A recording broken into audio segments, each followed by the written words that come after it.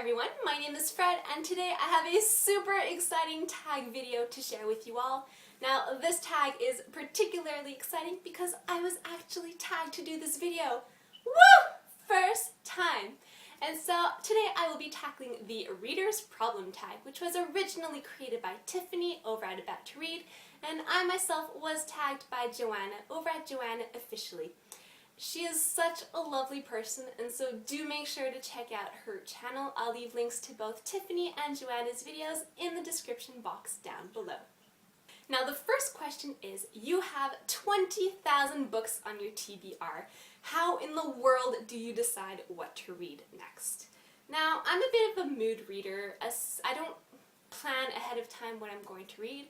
As soon as I finish a book, I'll usually just sit in front of my bookshelves and then go through all my books one by one until I hit either a unread book or a read book that just jumps out at me. And sometimes I'll even just read a couple of pages or the first chapter to see whether that book really captures my attention at that present moment. Question number 2.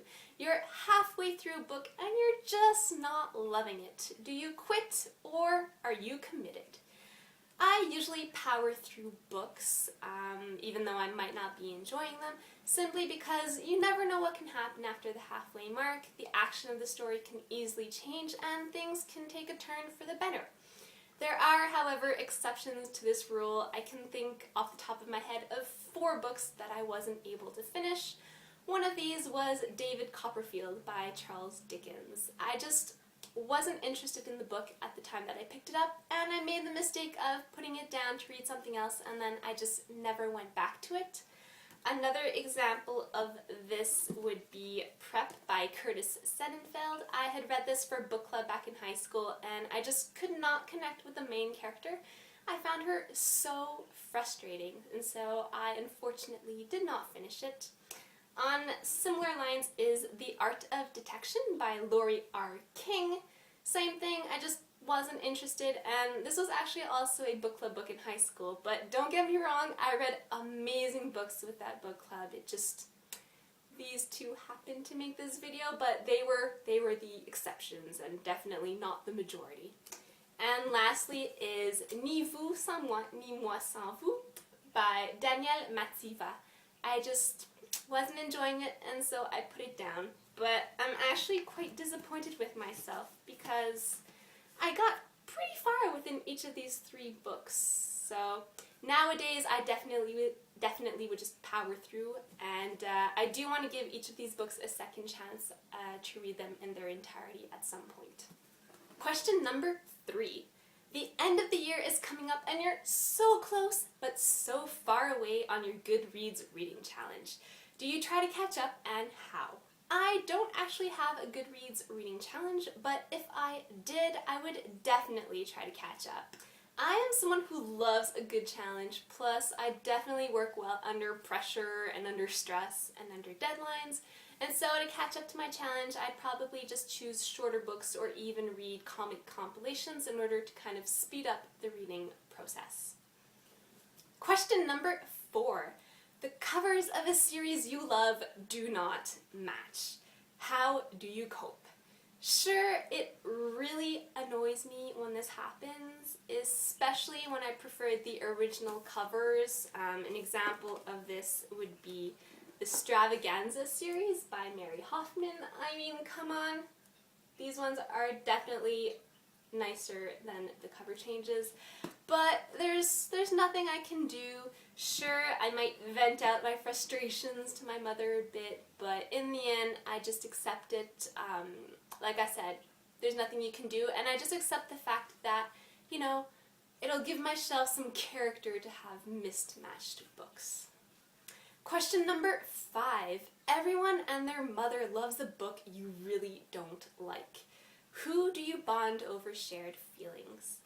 I usually just keep it to myself. Sure, I might make a comment here and there to my mom or to my cousin and say that a book really disappointed me, but I don't make that big of a deal out of it. I'll usually just, you know, forgive and forget and then just move on to another book that I hope to enjoy more than the one I just read.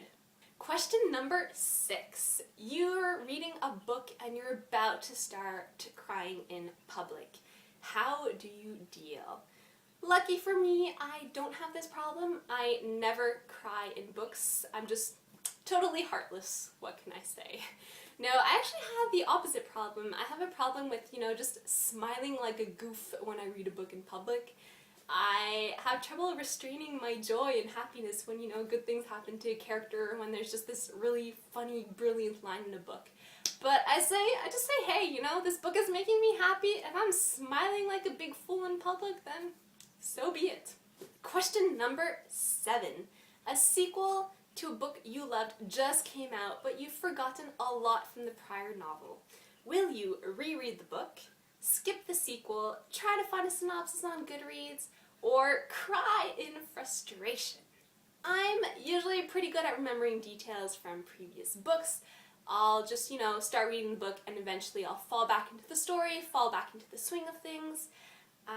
However, if I'm really struggling, I might just look up the first book on Google just to, get a little refresher of how it ended. But I do rarely reread the entire first book.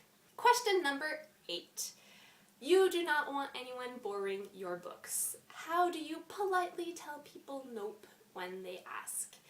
I don't always like lending my books because I have had some bad experiences. However, I am also terrible at saying no. And so a trick I find that sometimes helps is when someone will ask me to borrow a book, I'll say, sure, I'll bring it over the next time I see you or the next time we hang out. And then I sort of hope that they forget about the book in the meantime. But if they don't, then, I will definitely lend it out to them. I will, of course, however, go over my book borrowing ground rules, which are no eating or drinking with my book and no dog earing the pages. Question number 9. Reading ADD. You've picked up and put down 5 books in the past month. How do you get over your reading slump? I usually don't force it. I'll do something else, I'll either watch Netflix or whatnot, and eventually the desire to read will just come back on its own. And so yeah, I just let it be, and eventually I'll feel like reading something. Question number 10. There are so many new books coming out that you're dying to read. How many do you actually buy? Now, when I go to bookstores, I usually have a game plan. Like, I will look at books for many weeks before finally deciding to purchase them, a few months later. I have a bit of a mental priority list in my head. And so it really depends on what's going on that month, what other expenses I have, and also just how excited I am for the book. And so it also depends on my mood too, So yeah, that's how my book purchasing goes. And lastly, question number 11. After you've bought the new books you couldn't wait to get to, how long do they sit on your shelf before you actually read them? The answer to this varies a lot. Sometimes I will read the book instantly when I buy it. Sometimes it will stay on my shelf for a few months. Once again, it just depends on my mood, what I feel like reading at the time. I am very proud of myself, however, because I did manage to read all of my March purchases within the month of March, so that was pretty awesome. But yeah, it just varies. So that was all for my take on the reader's problem tag. Once again, a huge thank you goes out to Joanna, and do make sure you check out her channel. And if you have done this tag, do feel free to leave links to your video or to even answer some of the questions in the comments down below. And as always, thank you so much for watching. I hope you enjoyed, and I'll see you with another video very soon. Bye!